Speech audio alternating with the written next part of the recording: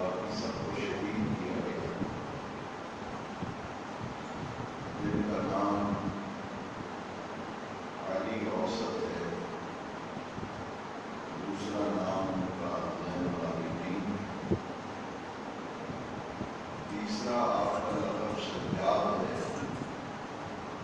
حکمت خدا بندی کو یہی بات منظور تھی کہ امام علی مرتبت کی نسل اور ان کا سلسلہ آگے چلنا ہے، اور اس کے سبب اور ذریعہ حضرت زین العابدین ہوں۔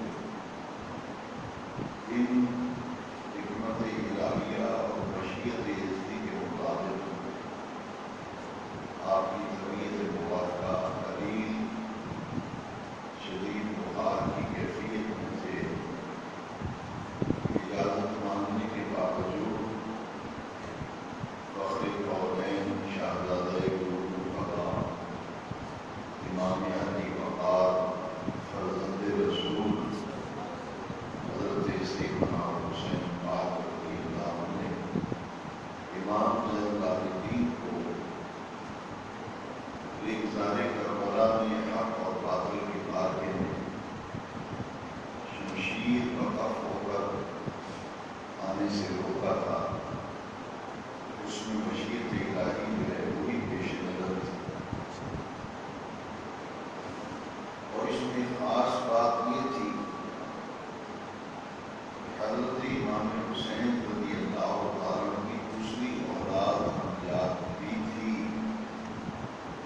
دوسری ازواج سے جو کربلا میں شہید ہوئے، مگر امام علی مرتبت کی نسل کی بقا کے لیے اللہ رب العزت نے جس ہستی کو خانوادہ مقدس مقدس فرد کو زندہ رکھا، باقی رکھا، وہ زین العابدین ہے۔ اس کی بنیادی وجہ یہ تھی کہ آنے والے فتنے اور آنے والے حالات کچھ ایسی گڑبڑ لے رہے تھے۔ اللہ رب العزت نے حضرت امام زین العابدین کو اس بقائے نسل کے لیے منتخب فرمایا۔ اس میں حکمت بیان یہ کی گئی کہ حضرت امام حسین رضی اللہ عنہ کی زوجہ شہربانو جو ہے، ان کے بدن سے ہیں حضرت زین العابدین، اور شہربانو وہ ہیں جو ایران کی شہزادی تھی، اور مال غنیمت میں جب آئی تھی تو رشتہ طے کرنے والے امام عادل، امام راشد، مراد نبوت حضرت عمر فاروق اعظم سے رضی اللہ عنہ، آپ نے ہی اس رشتے کا انتخاب کیا اور آپ نے ہی خطبہ نکاح پڑھا، اور یہ عقد جو ہے یہ حضرت عمر نے کیا تھا رضی اللہ عنہ، اور شہربانو کے وطن سے ہی حضرت امام زین العابدین تھے۔ شہادت کربلا کے بعد امام حسین کے شہید ہو جانے کے بعد اب قیامت اگر گزری خانوادہ نبوت پر، اہل بیت اطہار کے اعوان و انصار پر، تو اس کا اندازہ لگانا کوئی مشکل نہیں کہ اللہ تعالیٰ کا عرش بھی اس ظلم پر کام رہا، اور کربلا کے ذرے بھی خون کے آنسو روئے ہوں گے، جیسا کہ تاریخ الخلفاء میں امام جلال الدین سیوطی نے صرف شہادتین میں حضرت شاہ عبدالعزیز محدث دہلوی نے اور علامہ ابن حجر اسقلانی نے ابن پائے کے محدثین نے اپنی کتب کے اندر یہ لکھا ہے کہ شہادت امام حسین جب ہوئی تو ظہر کا وقت تھا، مگر اس قدر تاریکی چھا گئی، اندھیرا چھا گیا امام علی مرتبت کی شہادت کے بعد، اس دنیا میں لوگوں نے دیکھا، کربلا میں لوگوں نے دیکھا اس قدر اندھیرا چھایا کہ دن میں ہی تارے نظر آنے لگے اور آسمان شہادت امام حسین کے بعد سرخ ہو گیا۔ یہ محدث کبیر امام جلال الدین سیوطی جو اپنی صدی کے مجدد ہیں، تاریخ الخلفاء میں انہوں نے لکھا، اور شاہ عبدالعزیز محمد دہلوی نے صرف شہادتین میں لکھا۔ علامہ ابن حجر اسقلانی نے بھی تہذیب کے اندر لکھا کہ پھر حالت یہ تھی کہ آسمان سرخ ہو گیا اور آسمان سے خون برسنے لگا، جس طرح ہلکی سی فوار پڑتی ہے بارش میں، اس طرح خون برسا، اور جس کپڑے پر، جس دیوار پر بھی وہ خون گرا، مٹانے سے بھی وہ مٹا نہیں، یہاں تک بھی کپڑا جو ہے وہ ریزہ ریزہ ہو گیا، مگر شہادت امام علی مقام پر آسمان سے جو خون برسا تھا اس کا رنگ کپڑوں سے ظاہر نہیں ہوا۔ اور ایک محدثین نے لکھا ہے کہ بیت المقدس کے اندر واقعہ کربلا میں ہو رہا ہے، اور بیت المقدس کے اندر جو پتھر اٹھایا جاتا تھا اس کے نیچے سے تازہ خون ملتا تھا۔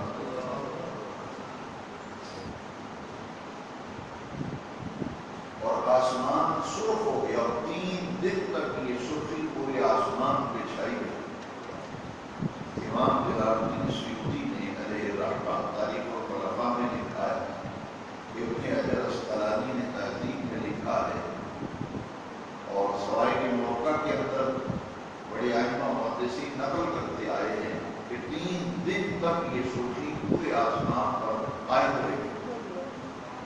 3 دن کے بعد وہ سرخی غائب ہو گئی، اور آج بھی افق پر غروب آفتاب سے پہلے آپ کو سرخی نظر آتی ہے۔ ان تمام محدثین نے لکھا ہے کہ شہادت امام علی مقبول سے پہلے آسمان پر کبھی کسی نے افق پر بھی سرخی کو نہیں دیکھا۔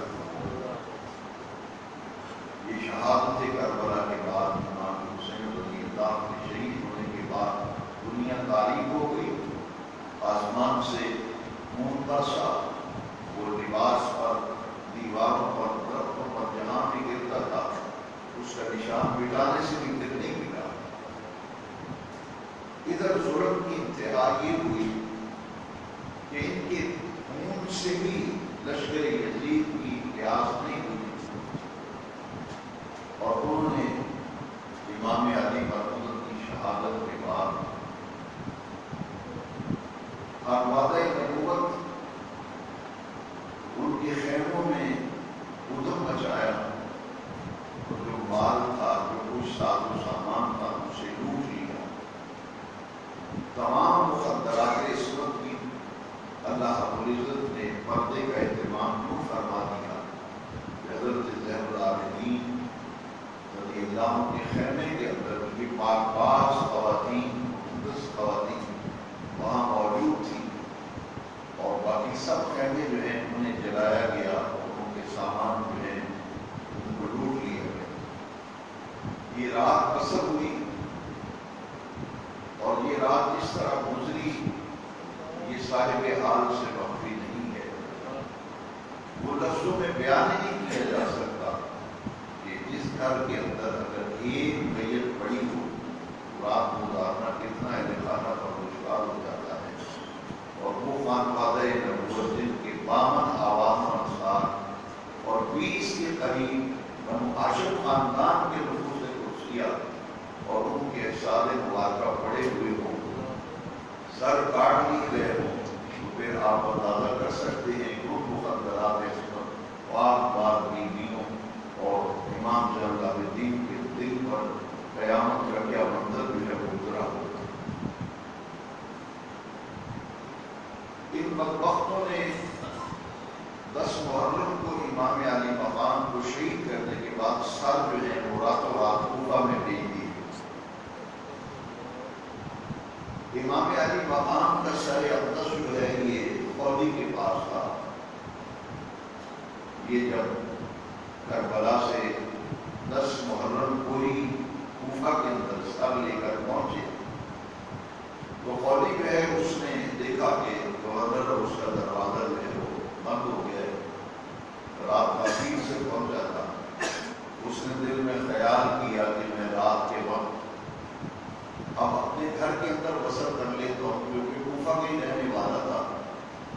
وہ امام علی مقام کا سر اقدس لے کر جب اپنے گھر میں گیا نیزے کے اوپر لٹکایا ہوا تھا اور اپنی بیوی کو جا کے کہتا ہے کہ میرے گھر میں بہت بڑی دولت اور مال آئے گا، یہ دیکھ میں حسین ابن علی کا سر جو کربلا میں کٹا تھا نیزے کو اٹھا کے لایا ہوں، صبح ابن زیاد کے پاس لے کے جاؤں گا، وہاں سے پھر میں یہ سر لے کر یزید کے پاس لے جاؤں گا، مجھے بہت انعام ملے گا، دولت ملے گی، مال ملے گا، انعام و اکرام سے نوازا جاؤں گا۔ اس طرح سے ہماری مالی حالت جو ہے مستحکم ہوگی اور ہم امیر بننے کے جو خواب دیکھا کرتے تھے وہ پورے ہو جائیں گے۔ خولی کی جو بیوی تھی وہ اہل بیت اطہار سے قلبی طور پر مانوس تھی اور عزت و احترام اور توقیر کرتے تھے۔ اس نے کہا بدبخت ظالم لوگ گھر میں آتے ہیں، پیسے لے کے آتے ہیں، چیزیں لے کے آتے ہیں، تو یہ کیا ظلم کیا، کٹا ہوا سر لے کے آیا اور وہ بھی نواسہ رسول کا۔ قیامت کے دن میں اپنے آقا کریم کی بارگاہ میں کیا جواب؟ اس نے کہا کہ زیادہ باتیں مت کرو، یہاں دو روایتیں ملتی ہیں، ایک روایت تو یہ ہے کہ وہ اس قدر خفا ہوئی کہ اس نے چابیاں پھینک دی اور اس سے کہا کہ یہ لے اپنا گھر سنبھال، میں مدینہ شریف جاتی ہوں اور رسول اللہ کے روضہ اطہر پر صلی اللہ علیہ وسلم جا کے یہ عرض کروں کہ خون حسین سے میرے ہاتھ صاف ہے، میرا کوئی تعلق اس سے نہیں۔ یہاں روایت یہ کہتی ہے کہ وہ چابیاں پھینک کے کہا کہ اپنے بچے بھی سنبھال، گھر بار بھی سنبھال، میں اس گھر میں رہنا نہیں چاہتی جس گھر میں اتنا بڑا ظلم ہو کہ نواسہ رسول کا کٹا ہوا سر آ جائے، اس گھر میں میرا رہنا جو ہے وہ ناممکن ہو گیا۔ وہ مدینہ شریف کی طرف اہل بیت اطہار کی محبت کی باتیں کرتی ہوئی نکل گئی اور تاریخ دل خاموش ہے، آگے کچھ نہیں بتاتی کہ وہ مدینہ شریف کیسے پہنچے۔ رات کو یہ بسر کر کے صبح 11 محرم شریف کو جب سورج طلوع ہوا تو اہل بیت اطہار کے تمام افراد جو ہیں انہیں قید کر لیا گیا، قیدی کر کے ان کو عورتوں کے لیے مقدرات عصمت کے لیے اللہ رب العزت نے یہ انتظام قدرت تھا کہ باپردہ پتوں پہ بٹھایا گیا۔ امام زین العابدین کے پاؤں کے اندر بیڑیاں پیدا دی گئی، ہاتھ بیڑیاں لگائی گئی اور اس قافلے کو لے کر کربلا سے کوفہ کی طرف یہ روانہ ہوئے۔ 11 محرم رات کو سر کوفہ میں پہنچ چکے تھے۔ جب یہ کوفہ کے اندر پہنچے تو ابن زیاد کے پاس یہ سارا خانوادہ نبوت گرفتار کر کے لے جایا گیا اور جتنے سر کٹے ہوئے تھے وہ ابن زیاد کے سامنے رکھے گئے۔ حضرت امام علی مقام کا سر اقدس جب ابن زیاد کے سامنے رکھا گیا تو خولی نے اس ارادے سے کہ مجھے دولت ملے گی، مال ملے گا، اس نے کہا کہ یہ سب میں لایا ہوں اور لائیے میرا جو انعام کے نام بنتا ہے مجھے دے۔ میں نے یزید کے باغی کا سر جو ہے وہ دے کر دربار میں آنے کا کام کیا ہے، اس کے بدلے اور معاوضے میں انعام اکرام سے نوازا جانا چاہیے۔ ابن زیاد نے ہاتھ کے اندر ایک چھڑی پکڑی ہوئی تھی، تاریخ کے اندر ہے کہ اس نے امام حسین رضی اللہ عنہ کی ہونٹوں پر اس نے معاذ اللہ وہ چھڑی کے ساتھ کچوبے لگانا شروع کیے اور آپ کے دندان مبارک پر وہ چھڑی کے کنارے جو ہیں وہ مس کرتا تھا اور معاذ اللہ یہ کہتا تھا کہ یہ اس باغی کا سر ہے جس کو شمر نے نہیں بلکہ اللہ نے قتل کیا ہے، اور معاذ اللہ وہ جملے نقل کفر نہ باقی۔ اس نے کہا ساری تعریفیں اس اللہ کے لیے ہیں جس نے ان لوگوں کو ذلیل کیا اور اس کا دیکھو کیا حشر ہے کہ ان کے دھڑ کربلا میں پڑے ہوئے ہیں، کٹے ہوئے سر نیزوں پہ۔ حضرت سیدہ زینب نے جب یہ منظر دیکھا تو انہوں نے جو ہے وہ شیر کس کا کیا تھا؟ زہرا پاک، اس لیے آپ سے رہا نہ گیا الله الذي كرمنا بمحمد صلی اللہ علیہ وسلم وطهرنا تطهيرا. اور میں سب تعریفیں اس اللہ کے لیے ہیں جس نے ہمیں اپنے پیارے محبوب کے سبب عزتوں سے نوازا اور ہمیں ایسے پاک کیا جیسے پاک کرنے کا. معاذ اللہ. ابن زیاد کہنے لگا کہ آپ کو کیا نسبت حضور سے آپ کو کیا نسبت. بہرحال جو لوگ یہ کہتے ہیں کہ یزید کا جی کوئی تعلق نہیں تھا ان کے لیے میں دعوت غور و فکر دینا چاہتا ہوں کہ ان حقائق پر غور کیجیے. ابن زیاد کو معلوم کرنے والا کون تھا؟ وہ یزید تھا. اور معلوم اس لیے کیا تھا حضرت نعمان بن بشیر کو معلوم کر کے ابن زیاد کو کوفے کا گورنر بنایا. تو کیوں بنایا تھا؟ اسی لیے کہ نعمان بن بشیر کو ایک اہل بیت ہے تو وہ یزید کی حق میں تو کچھ کرے گا نہیں، لہٰذا سے معلوم کر کے بصرہ کے گورنر ابن زیاد کو انہوں نے لگایا. یہاں کوفہ کے اب اس نے جب یہ حرکت کی تو نبی کریم علیہ السلام کے ایک ضعیف العمر صحابی تھے سب رسیدہ حضرت زید بن ارقم رضی اللہ عنہ. وہ اس وقت وہاں موجود تھے کیونکہ واقعہ کربلا کی شہرت ہو گئی کہ اس طرح کا حادثہ پیش آیا.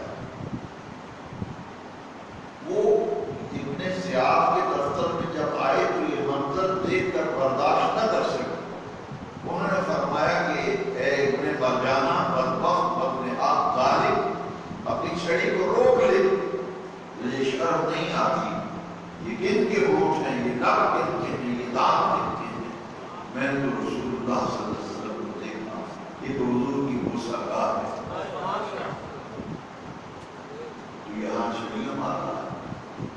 اور سنیے حضرات ابن زیاد اس کا دوسرا نام ابن مرجانہ ہے.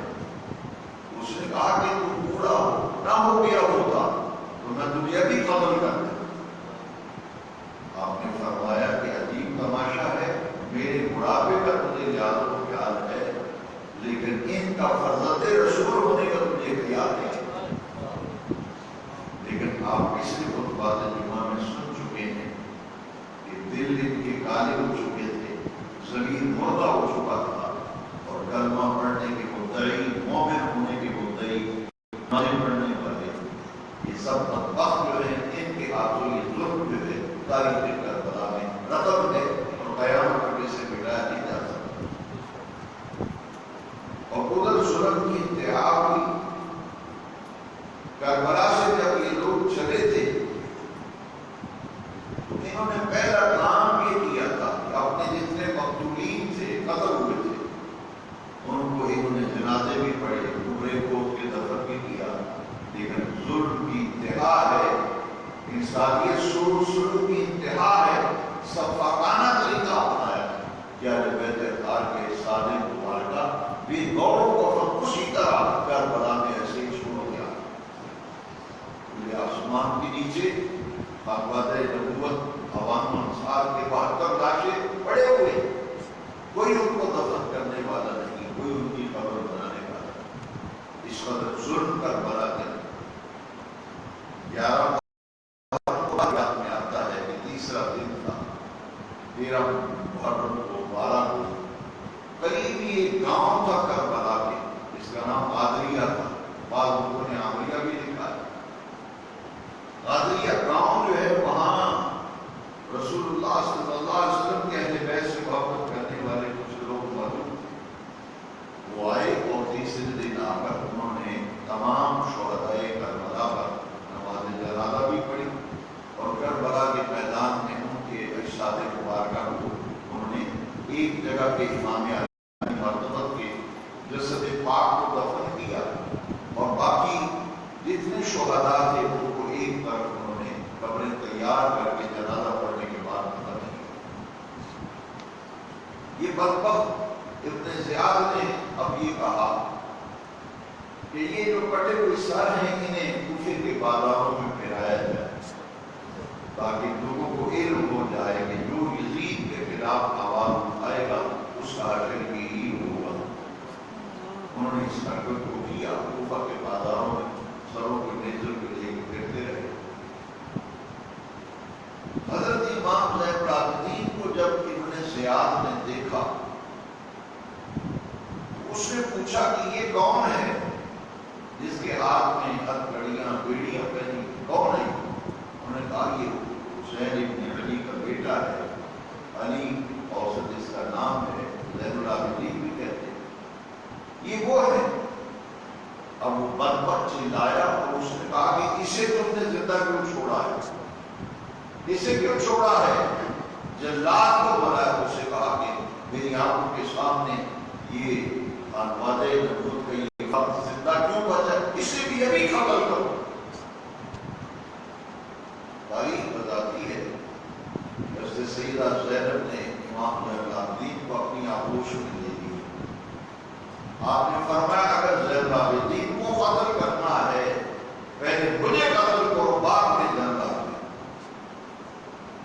آپ کی کڑےدار آواز سے ایک ہیبت طاری ہوئی، ابن زیاد پر خاموش ہو گئے۔ یہ قافلہ پھر کوفہ سے، اس نے کہا لوگوں کے دلوں میں نفرت پیدا ہو گئی۔ بازار میں جب بڑے کوئی سر لے کر پھرتے تھے تو لوگ لعنت ملامت کرنے لگے، تو کہا کہ یہ ظلم کی انتہا ہے کہ خود ہی بلایا نواسہ رسول اور خود بلا کر پھر اتنے سفاکانے طریقے سے شہید بھی کر دیے۔ اس نے جب دیکھا کہ لوگوں کے دلوں میں نفرت پیدا ہو رہی ہے، کئی بغاوت ہی نہ ہو جائے، اس خوف سے اس نے اس پورے قافلے کو دمشق کی طرف روانہ کرنے میں بڑی تیزی سے کام لیا کہ ان کو جلدی سے یزید کے پاس لے جاؤ، وہ جو چاہے پھر ان سے شروع کرے۔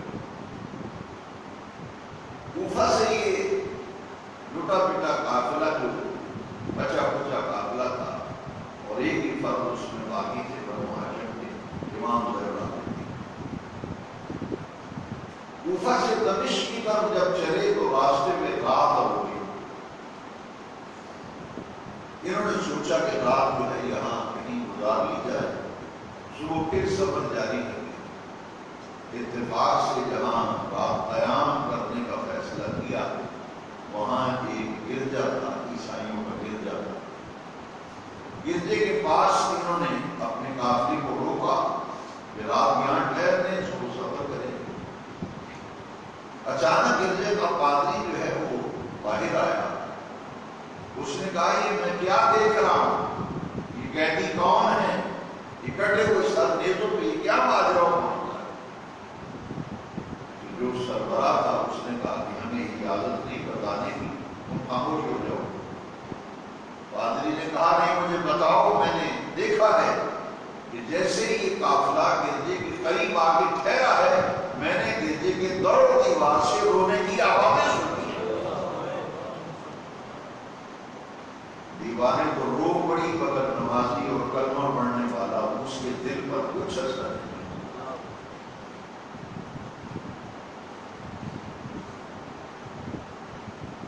اس نے خفیہ طریقے سے قافلے کے دو چار آدمیوں کو علیحدگی میں مل کر جان دیا کہ یہ اہل بیت اطہار ہیں، نبی آخر الزماں کی یہ نواسے جن کے ساتھ ظلم۔ پادری نے کہا ظالموں تمہیں حیا نہیں آتا، ہمارے بیت المقدس میں ایک جگہ ایسی ہے، بیت المقدس کے قریب ایک جگہ ایسی ہے جہاں ہمارے پیغمبر عیسیٰ علیہ السلام کی سواری کے قدموں کے نشان موجود ہیں۔ ہم سال کے بعد یا جب بھی جی چاہے ہمارا اپنے پیغمبر اپنے نبی کی قدموں کے نشانوں والی جگہ پر زیارت کے لیے، سلام کرنے کے لیے تو پھر تحائف لے کر وہاں زیارت کے لیے جاتے ہیں۔ تم کیسے سخت دل اور شدید قلب ہو کہ تم نے اپنے رسول اللہ کے خون کو کربلا میں اس طرح سے وعدہ کیا۔ انہیں رسول ہونے کا، فرزند رسول ہونے کا بھی تمہیں ذرا حیا اور خیال نہیں آیا۔ تم کیسے مسلمان ہو، کیسے کلمہ گو ہو، تمہیں حیا اور شرم نہیں آیا جو ظلم تم نے کیا۔ اس نے کہا ایسا کرو، ان بیویوں کا کیا قصور ہے، ایک رات کے لیے گرجے کے اندر یہ میرے پاس قیام کرے، میرے مہمان ہوں گے، اور یہ سر ایک رات کے لیے مجھے دے دو. کیونکہ دنیا کے حرص و حوث، مال و دولت کے لالچ میں ان نمازیوں نے یہ گھنانا کھیل کھیلا تھا. ان کلمہ گو مسلمانوں نے مال و دولت کے لالچ میں یہ ظلم کی انتہا کر دی تھی. اس لیے وہ چکر میں دینے کے لیے پادری نے کہا کہ میرے پاس پوری زندگی کی کمائی 80,000 درہم میرے پاس پڑا ہے، تم 80,000 درہم لے لو اور امام حسین کا سر ایک رات کے لیے مجھے دے دو. انہوں نے مشورہ کیا، سرگوشیاں کی، رات 6 مال آ رہا ہے، مفت میں 80,000 ملے گا، دے دو سر امام حسین. اس نے فوراً گرجے کے کمروں کی صفائی کروائی، کھانا تیار کروایا. مگر کھانا کب کھانا تھا؟ ان ہستیوں جو زخم، جو چرکے دل کو ڈر چکے تھے، وہ کب اجازت دیتے تھے؟ ان کی زبانوں پر ناشکری کا کوئی لفظ نہیں آیا، کیونکہ اللہ کی رضا میں، رضا کی تلاش کے لیے اپنی رضا کو گم کر دیا. اس لیے رات اسی گرجے کے اندر بسر کی اور پوری رات گرجے کا پادری خود بھی پہرا دیتا رہا اور گرجے کے آس پاس پہرے دار کھڑے کیے کہ یہ رسول اللہ نبی آخر الزمان کے خاندان کے مقدس افراد. اور خود اس نے کیا کیا؟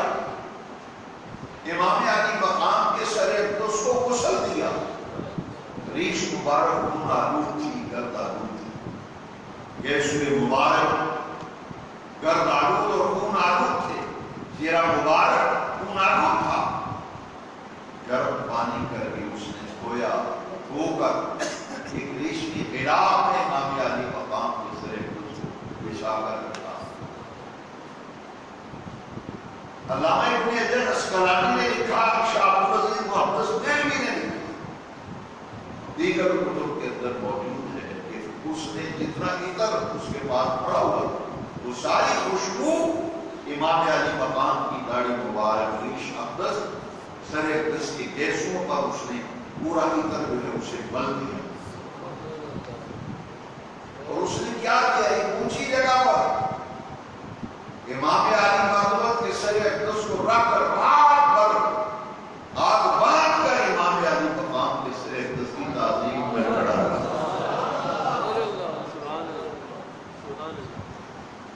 عیسائیوں کا پادری، ان کا مبلغ احترام کر رہا ہے.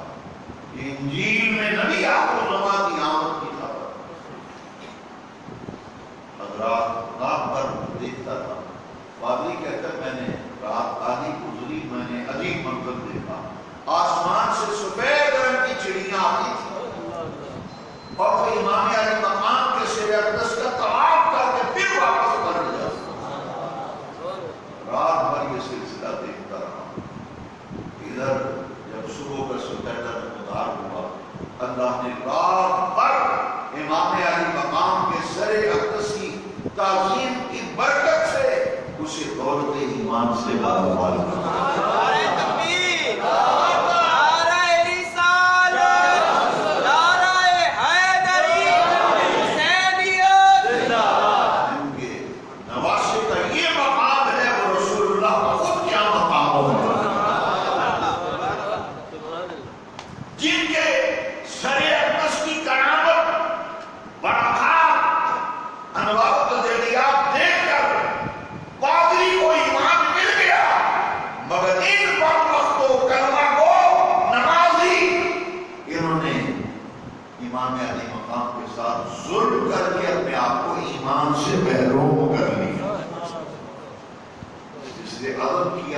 ایمان پاک ہے.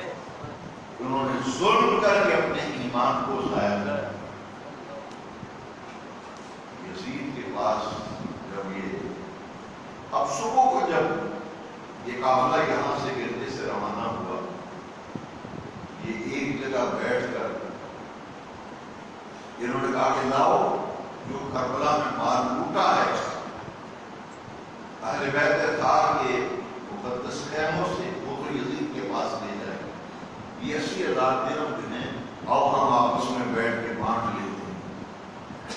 یہ بیٹھے اور دراہم و دینار والی تھیلی جب کھولی تاریخ میں آتا ہے وہ ٹھیکریوں میں تبدیل ہو گئی اور 80,000 درہم کے ایمان تو پہلے ہی جا چکا تھا، دنیا بھی ہاتھ نہ آئی۔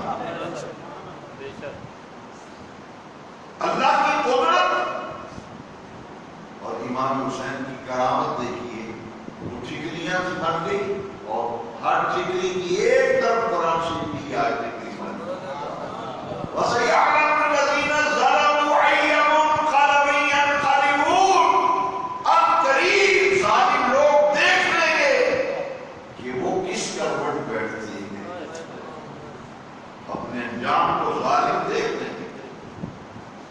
آیت کریمہ لکھی ہوئی ہے،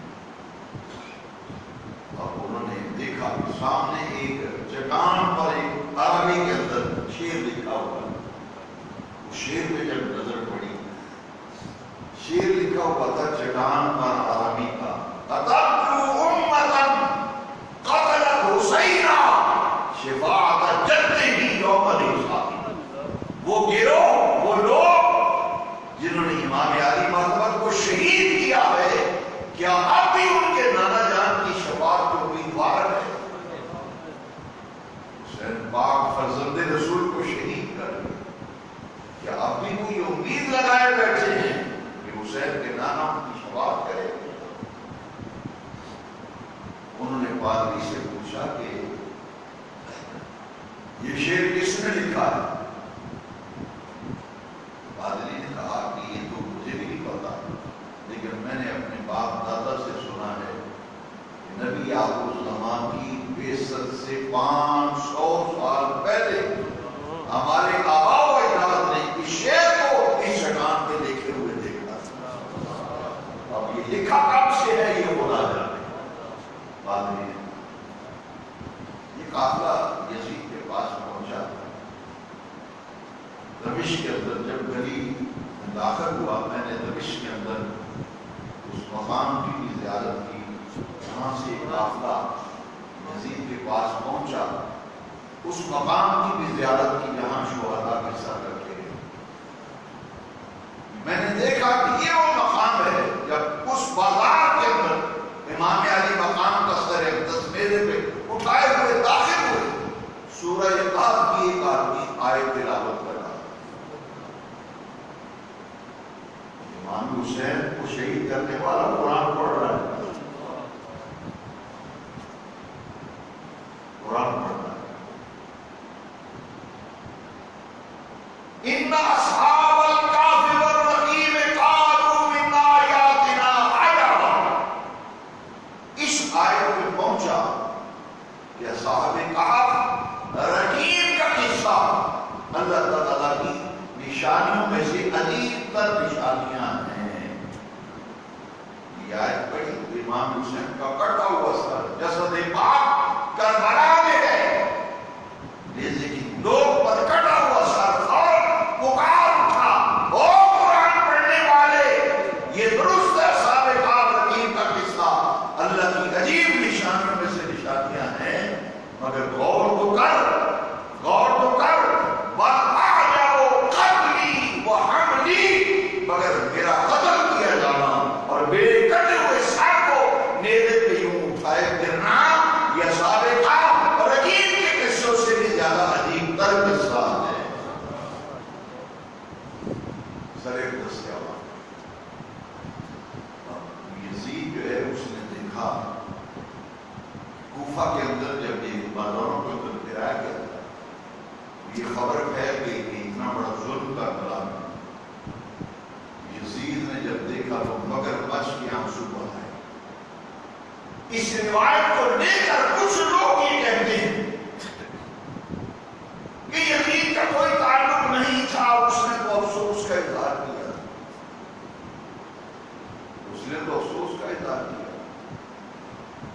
مگر تاریخ بتاتی ہے اس نے کہا کہ اب ایسا ظلم ہو گیا، دھبا ایسا لگ گیا جو اب مٹ نہیں سکتا، اب مگر مچ کے آنسو بہاؤ۔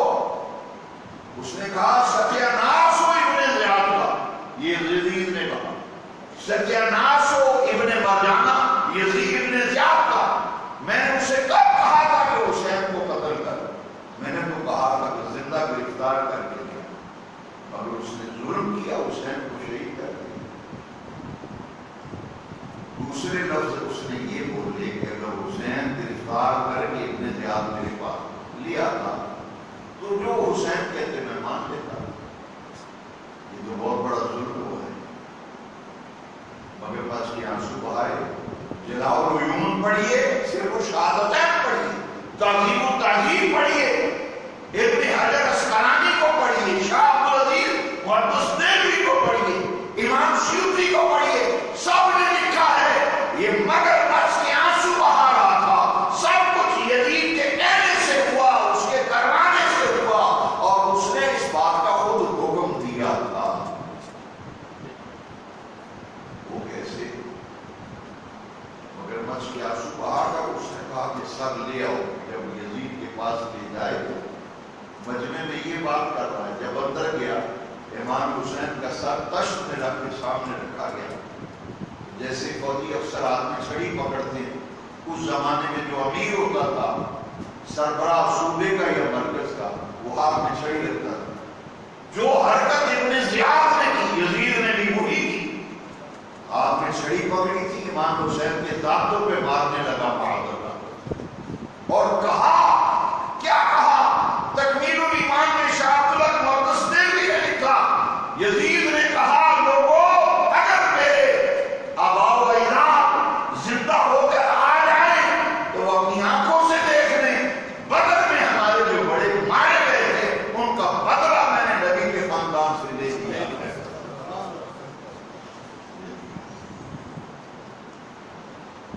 شاہ عبدالحق محدث دہلوی نے,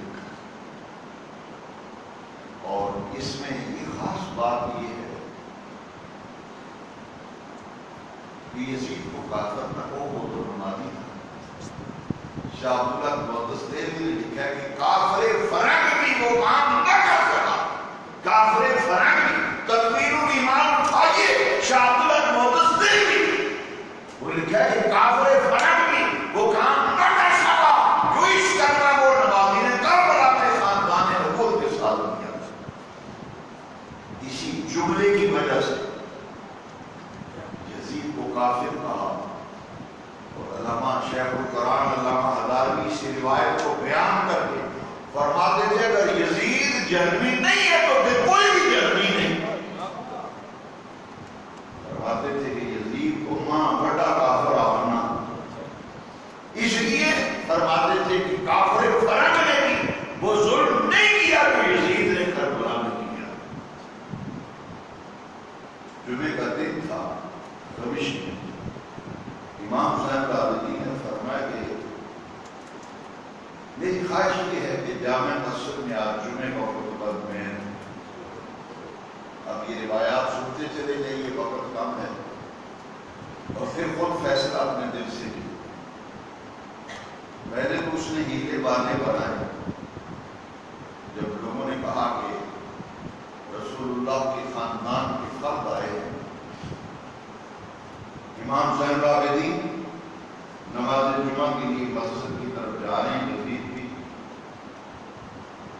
راستے میں ایک بازار آتا ہے جس کا نام ہے السوق القصاب, کسائیوں والا بازار. وہاں گوشت کی دکانیں, میں نے اس دور میں جو نقشہ تھا وہ تو نہیں, لیکن مجھے جو گائیڈ تھا اس نے بتایا کہ یہی وہ بازار ہے جسے السوق القصاب کہا جاتا ہے. یہاں کسائیوں کی دکانیں تھیں, اور امام زین العابدین جب گزرے تو دیکھا ایک کساب بکری کو ذبح کرنے لگا, تو پہلے اس نے پانی پلایا پھر اس کو ذبح کیا.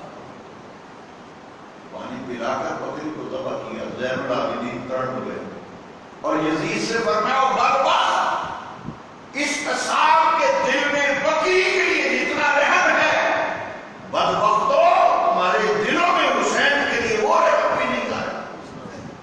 3 دن کے پیاس سے حسین کو لے گئی. جامع مسجد میں جب پہنچے تو امام علی مقام کے اس خاندان کے آخری فرد زین العابدین نے جو ظلم کربلا میں یزید نے کیا تھا جمعے میں بیان کیا. جب بیان کیا تو پورے مجمع میں آگے سجدیاں, نفرت,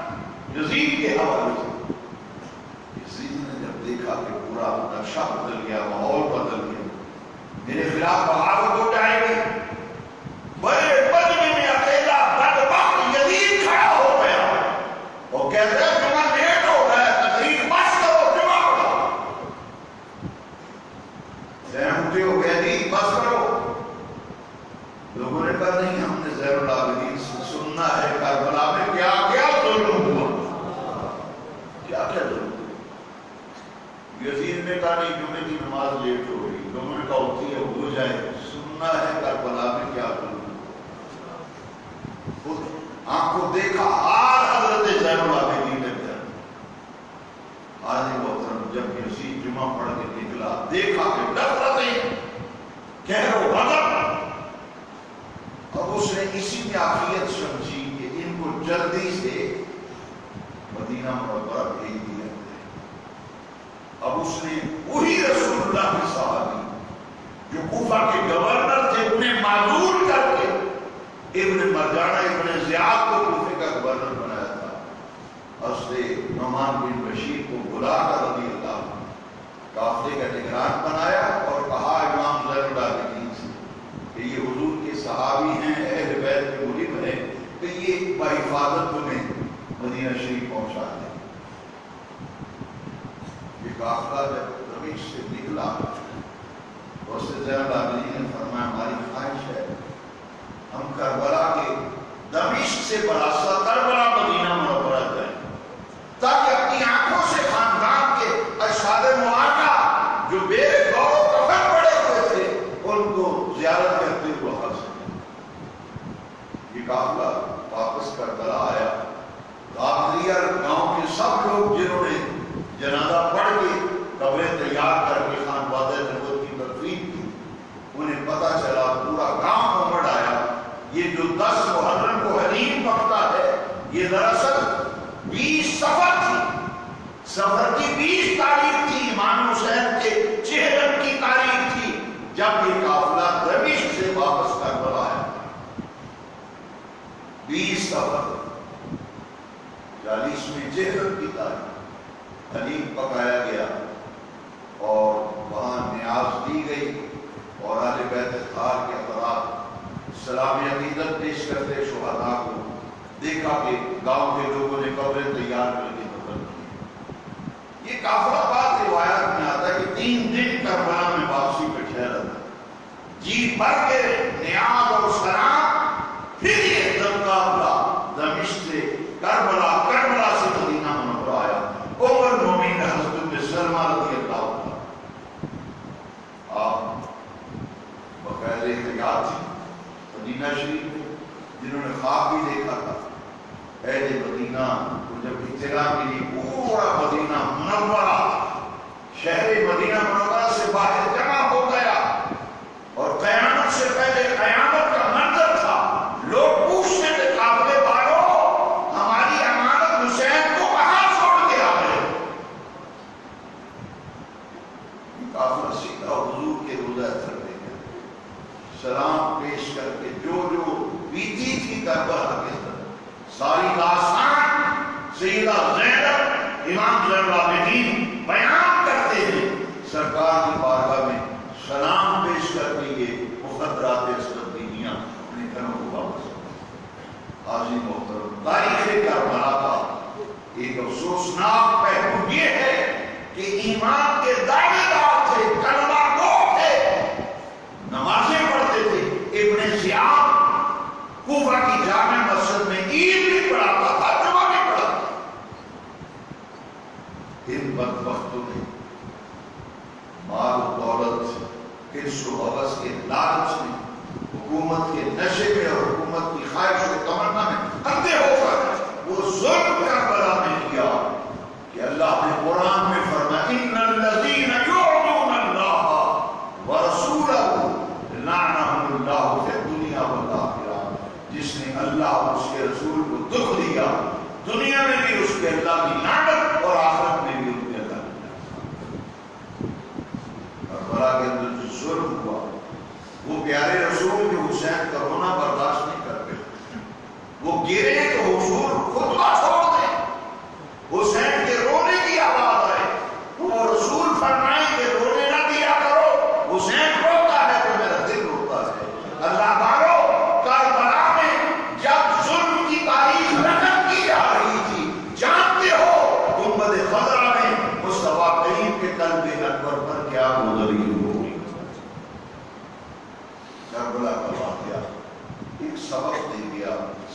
قربان کر دیا، مگر کسی ظالم و جابر کے سامنے حسین کو دے دیا، سر دے دیا مگر دین بچا لیا، سردار